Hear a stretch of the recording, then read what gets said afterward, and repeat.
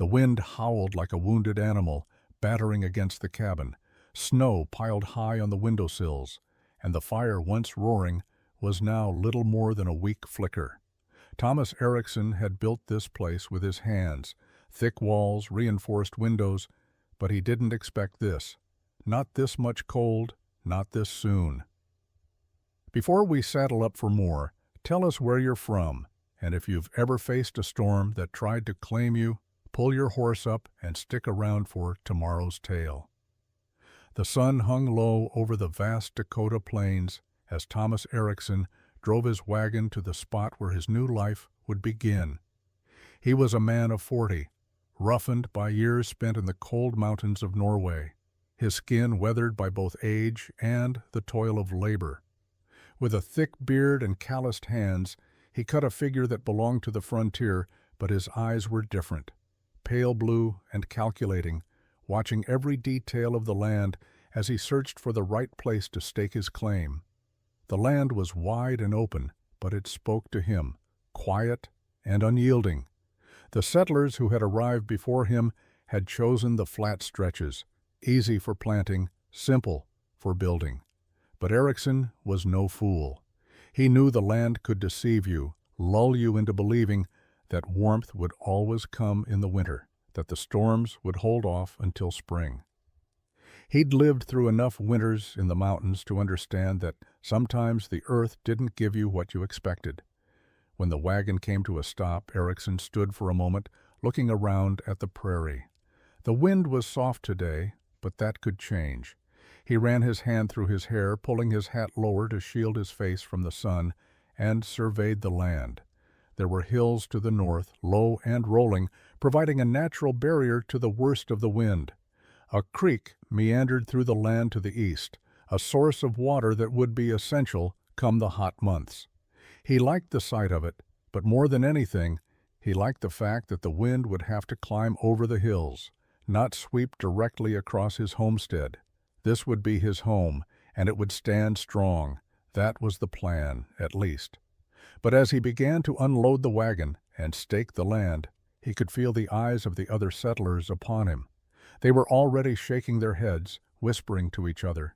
He had seen it in their eyes when he arrived, mockery. The cabin he intended to build would take longer than theirs. He was building a home, not a shelter. They didn't understand. The men working around him laughed quietly to themselves as they built their own simple cabins, using logs that were hastily cut and stacked. No thought to the weather, no concern for what would come in the deep months of winter when the wind howled so loudly that it felt like the earth itself was crying. Erickson knew that only careful planning would keep a man alive when those months arrived, and so he worked, measuring the logs, selecting only those that were straight and true. He cut each one carefully, stripping the bark as he went, letting the wood season as he built. His cabin would be different from the others. It would be larger, built to withstand not just the cold, but the very weight of the seasons. The settlers laughed, calling him a fool, mocking the extra time it would take. But he was determined. No man, no weather, no storm would catch him unprepared. By the end of the day, the cabin's foundation was set. It was a stone foundation, solid, stretching deep into the earth, unlike the others, which rested only on a few cornerstones. The stone, carefully placed and dug beneath the earth's surface, would keep the cabin steady through the years. He could already feel the shift in the air, a promise of what was to come. The storm wasn't far off, and when it came, he would be ready. The sun dipped lower in the sky, casting long shadows over the homesteads of Dakota Territory. It was late summer, and the land had begun to change. The golden hues of autumn hinted at the cold to come, but Thomas Erickson felt the wind shift early. It wasn't the usual summer breeze. It was a reminder of the harsh winters that would come, the kind he knew from Norway, where winters never rose above freezing. Around him, the settlers worked quickly. Their cabins were small, simple, and barely sturdy enough for the mild winters. They cut logs from nearby trees, stacking them hastily, and completed their cabins in just a few weeks. There was no thought to the snowstorms or the biting winds that could freeze a man where he stood. Erickson watched them with a quiet determination. They thought they were building homes, but he knew they were building death traps. He had seen enough winters to know that a rushed shelter was a man's worst mistake.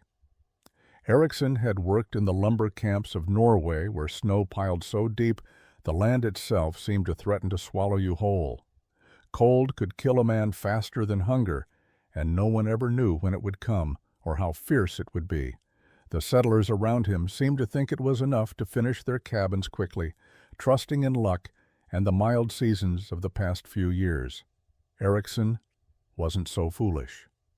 While the others hurried to complete their homes, he moved slowly, deliberately. Every log was picked with care, stripped of bark, and notched perfectly. His cabin wasn't just a shelter, it was a fortress against the cold. His walls would be double thickness, with sawdust packed in between for insulation. His foundation was stone, buried deep beneath the earth, unlike the other cabins that sat on a few simple cornerstones. Every choice he made was deliberate, knowing that the wind, when it came, wouldn't care about shortcuts. The men around him laughed at the time he spent. William Crawford, a neighbor who had fought in the Civil War, came to visit one afternoon. He stood at the edge of Erickson's clearing, shaking his head. "You building a fort or a house?" Crawford asked, his voice carrying across the land. "A house," Erickson replied, not pausing in his work. "A house? Seems to me you're building a monument to waste. You know what this land needs, Erickson? A roof, walls, a door.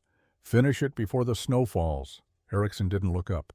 "When the winter comes, you'll know why I built it this way." Crawford chuckled and turned to leave. "We'll see." As the days grew shorter, Erickson's cabin took shape. The double walls were nearly finished, and the roof was almost ready. He finished the final preparations, stacking firewood, securing supplies. Around him, the other men finished their cabins quickly, proud of their work. But Erickson knew better. The cold was coming, and when it arrived, there would be no second chances. By mid-October, the Dakota sky had turned the color of steel. The wind that once carried the scent of prairie grass now howled across the plains, sharp and biting. Thomas Erickson stood outside his cabin, looking over the landscape.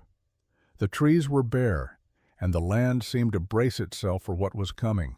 He could feel it in the air, the shift of the seasons, the foreboding promise of winter's arrival. The other settlers hadn't yet noticed.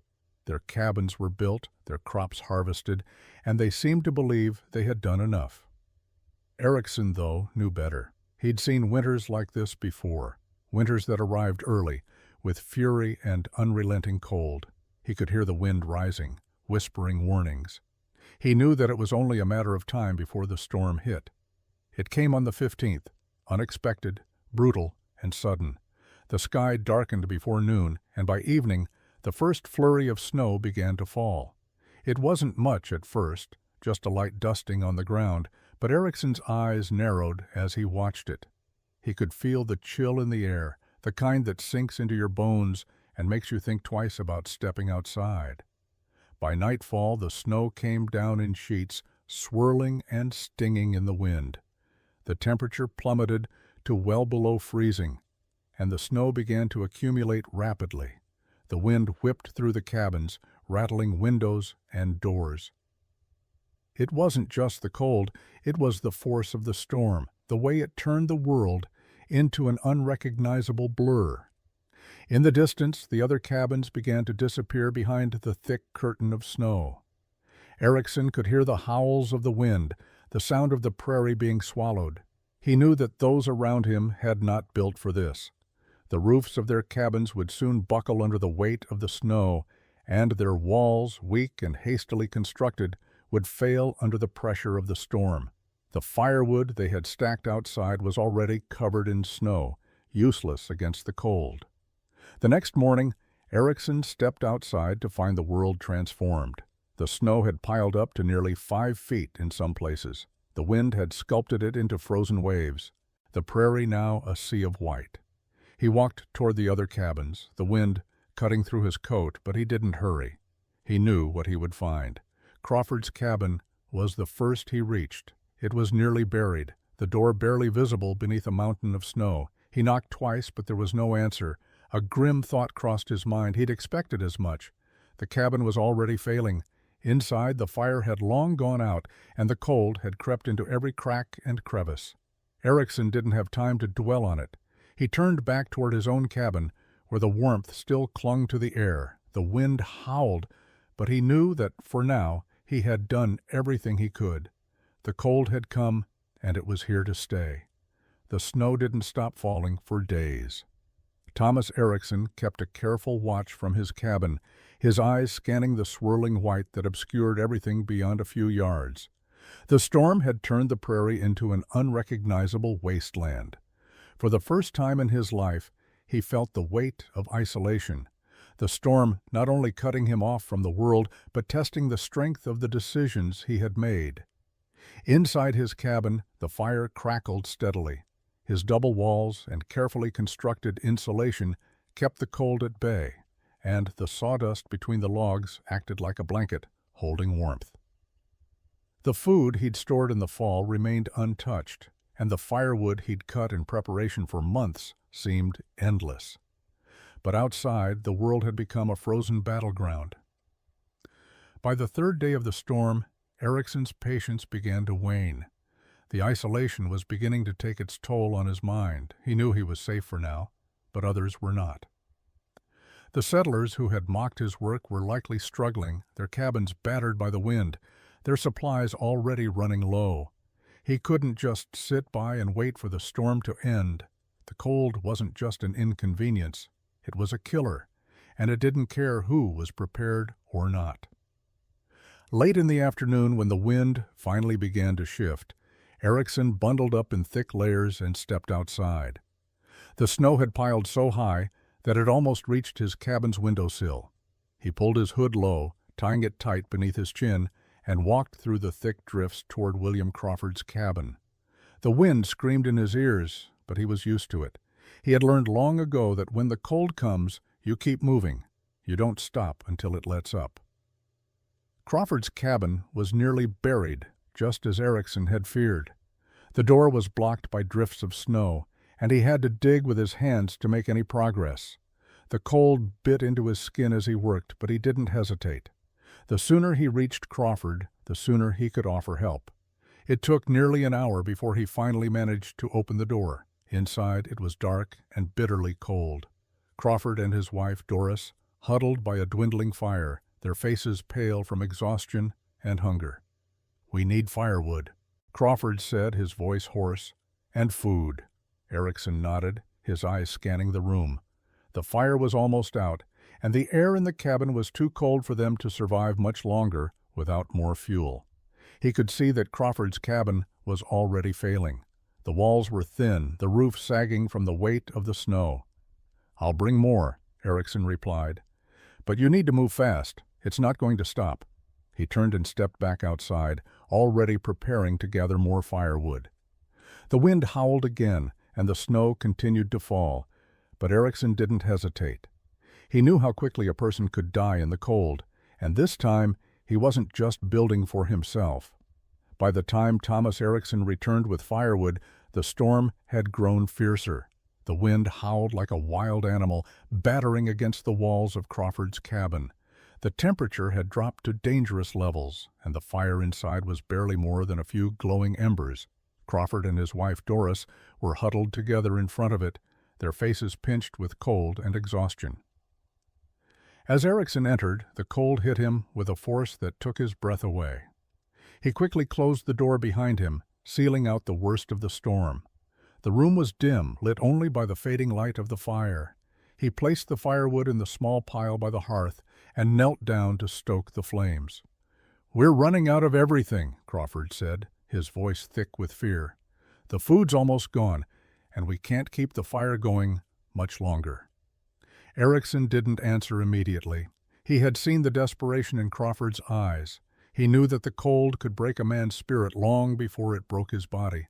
It wasn't just the freezing temperatures, it was the loneliness, the feeling that the storm would never end, the isolation that gnawed at a person's mind, turning each hour into a battle. "Where's your supplies?" Erickson asked, though he already knew the answer.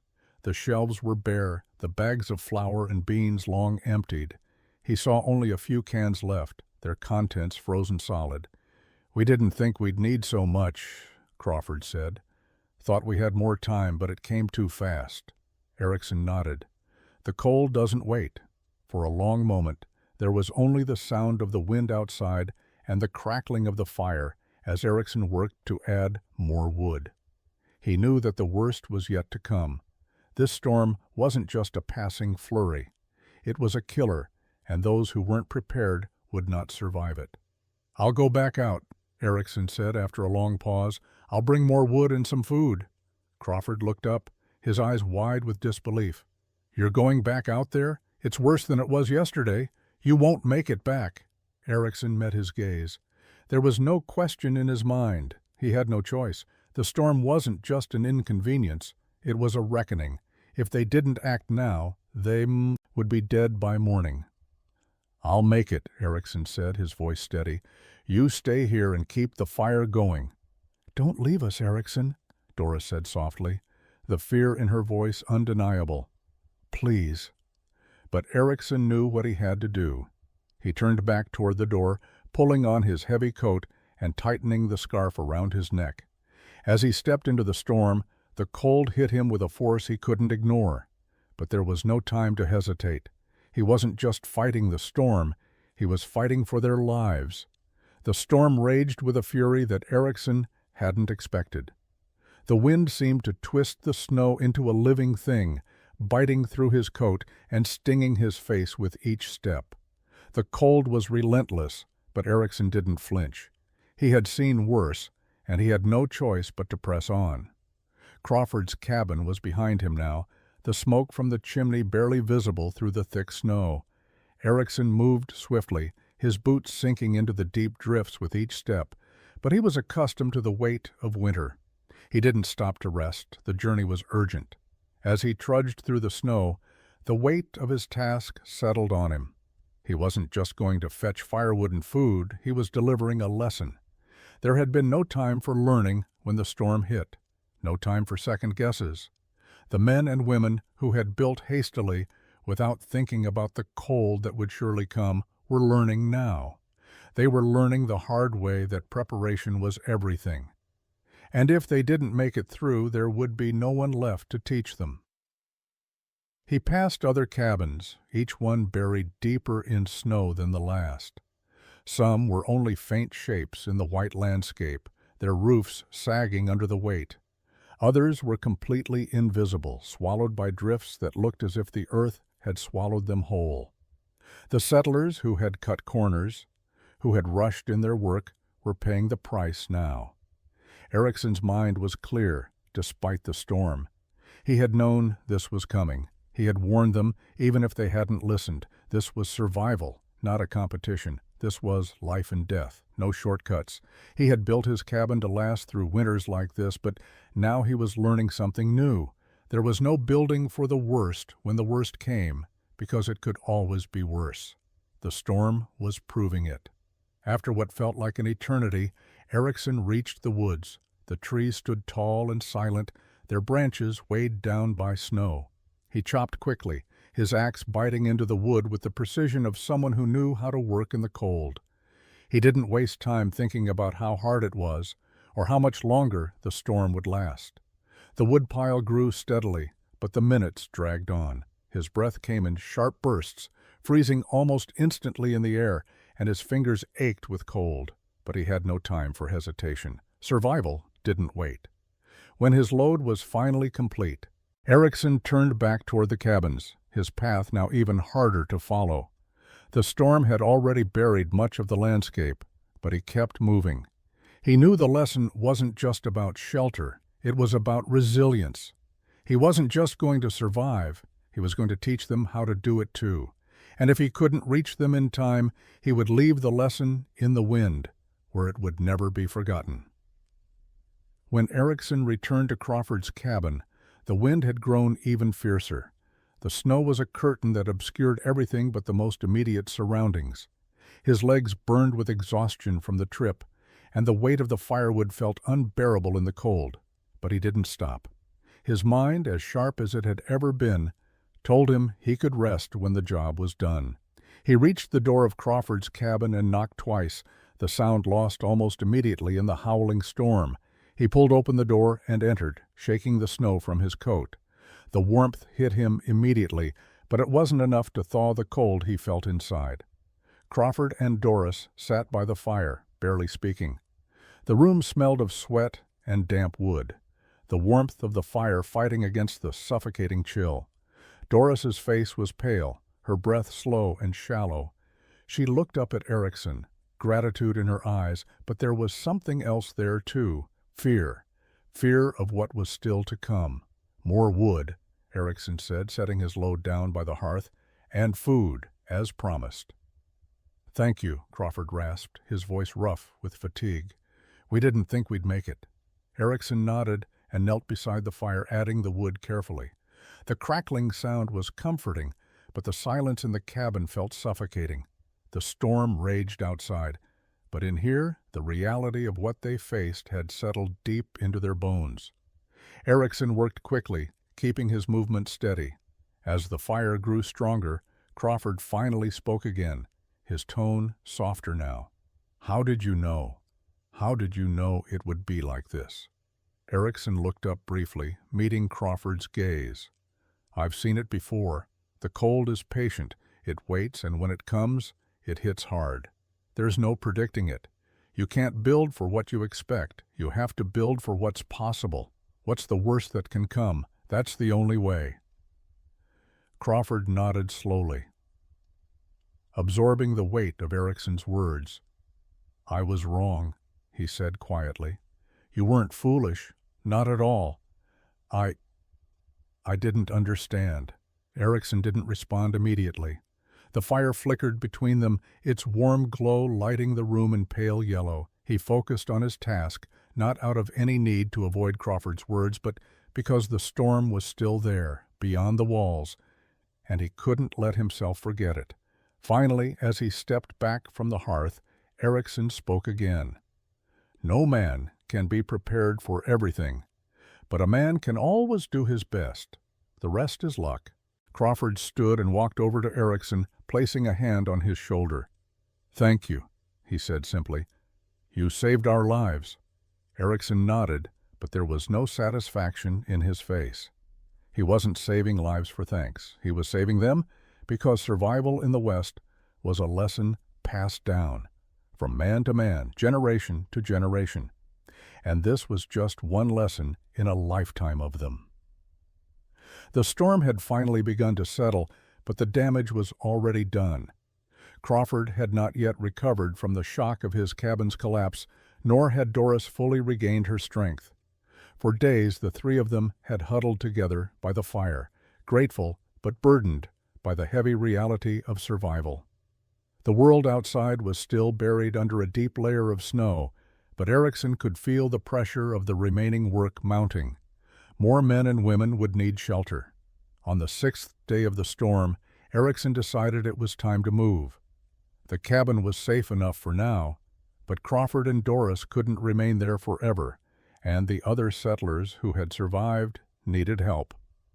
Erickson's cabin had been a refuge, but the rest of the community had been left behind in the storm. And while the firewood he had brought in had saved them, the reality of what was to come was undeniable. Erickson and Crawford set out together, leaving Doris inside to rest. Their path to the other cabins was difficult, the snow now packed solid underfoot. It was clear that the storm had hit hard, but they still had time to get the others. When they reached the first cabin, Erickson knocked, but there was no response. The door was partially cracked, but when Erickson pushed it open, the air inside felt heavy, thick with silence. The fire had long since gone out, and the cold was already creeping in. He stepped inside, followed by Crawford, and the sight that greeted them froze them in their tracks. A body lay near the hearth, eyes wide and empty, frozen in death's grip. The man's cabin had been poorly built, and there were no signs of struggle. It was as if he had simply succumbed to the cold. The wind had found its way inside, and it had been too much. Crawford stepped forward, his face pale. He didn't make it. Erickson placed a hand on his shoulder. The cold doesn't care who you are, Crawford. It doesn't discriminate.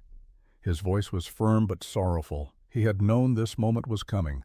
It was the price of pride, the cost of assuming that the worst wouldn't arrive. They spent the next few hours gathering what they could. Firewood, supplies, any remnants of life the man had left behind. But Erickson knew the truth. Not everyone would survive. Some had built quickly, others had cut corners. Survival required more than good intentions. It required preparation, patience, and the ability to see beyond the immediate needs. By the time they reached the last cabin, the storm had weakened, but the damage had already been done. The settlers who had mocked Erickson's careful building were now beginning to understand the bitter price of their own pride. They had overestimated their strength, and now they were learning that nature's fury was not something to be outlasted, but respected. Spring was supposed to arrive, but the land wasn't ready for it. Thomas Erickson stood outside his cabin, watching the snow slowly melt away. The hard winter had taken its toll on the land, on the settlers, and on the spirit of the people who had made their homes here. The storm had broken them in ways they weren't ready to admit. It had stripped them of their pride, but not their survival instincts. Erickson had seen many things in his life. The years spent in Norway's brutal winters had prepared him for the cold, but it was the people around him who had learned the hardest lesson. He had seen the cost of cutting corners, the price of ignoring the inevitable. And yet, despite the losses, despite the destruction, there was something that hadn't been taken: hope. The settlers who had survived, the ones who had made it through the long winter, were rebuilding. The cabins that had been hastily thrown together were now being reinforced, walls thickened, foundations solidified. It wasn't just a matter of strength in structure. It was the strength in character that had been built, piece by piece, over the course of the harshest months. William Crawford was one of the first to come by Erickson's cabin after the storm passed. He was no longer the man who had laughed at Erickson's work, the man who had thought himself wise for building quickly. Crawford had seen his wife fall ill, had watched their meager supplies dwindle to nothing, and had nearly lost everything. But now, his face was different, softer, though marked with the weight of hard lessons learned. "I've been working on my cabin," Crawford said, his voice steady, but tinged with regret, "and I wanted to thank you for what you did, for showing us the way." Erickson nodded but said nothing. His hands were busy, working the logs of his own cabin, checking each one for weakness. The work was never done, especially after a storm like that. The earth could change overnight, and you had to stay ahead of it. "You know, it's not just the cabins we've been rebuilding," Crawford continued, stepping closer.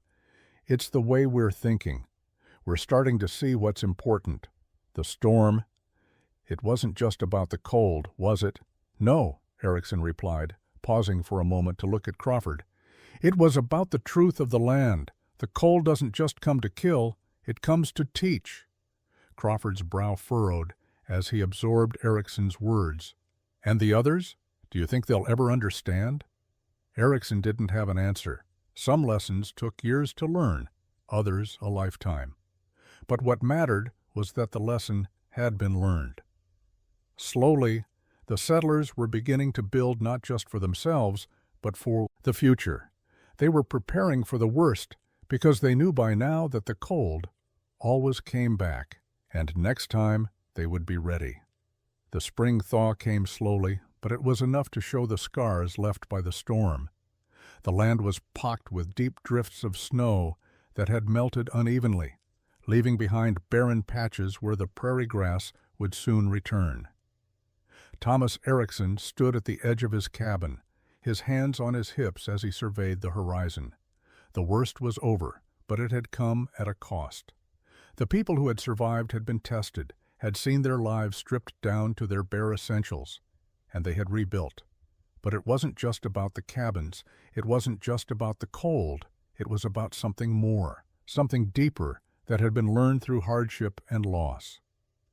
Erickson hadn't set out to teach anyone. He hadn't asked for praise or recognition. All he had wanted was survival, his own and the community's. And in the end, it had been more than just about living through the storm. It had been about preparing for the next one. William Crawford came by one last time as the season began to shift. The air had warmed, but the lingering frost still clung to the edges of the world. He had finished rebuilding his cabin, stronger, more solid, with thicker walls and a roof that could withstand a blizzard if it came again. The mocking tone of his first visit was gone. Crawford had learned, and so had the others. They had seen the wisdom in Erickson's methodical, slow construction, and now they had a deeper understanding of what it meant to survive. "I'll be honest, Erickson," Crawford said, his voice soft but steady. "When I saw you building that cabin, I thought you were a fool, a man who couldn't see the bigger picture. But now I see. It wasn't just the walls or the roof, it was the mindset. You weren't building just for the present. You were building for everything that could come next." Erickson said nothing for a long moment. His gaze remained fixed on the horizon, the wind light against his face. He had built for the worst, yes, but he hadn't done it alone. The land had taught them all something, whether they wanted to learn it or not. "You know, I used to think that a man who prepared too much was just being paranoid," Crawford continued. "But now I understand. What's the point of rushing through life, cutting corners, just to be left vulnerable when the storm comes?" Erickson turned to face him, his eyes meeting Crawford's with quiet sincerity. "The world doesn't wait for you to be ready. But when it comes, it's how you stand that matters, not whether you were fast or perfect." The two men stood in silence, the weight of the past winter still between them. In the distance, a single raven took flight, soaring over the plains. It felt like the world was breathing again, just like the settlers, who were learning to live with the land, not just upon it. Erickson had never cared about being proven right, but as he stood there watching the land begin to return to life, he knew one thing for certain: his cabin would stand long after he was gone. And with it, the lessons learned in the harshest of winters would be passed down.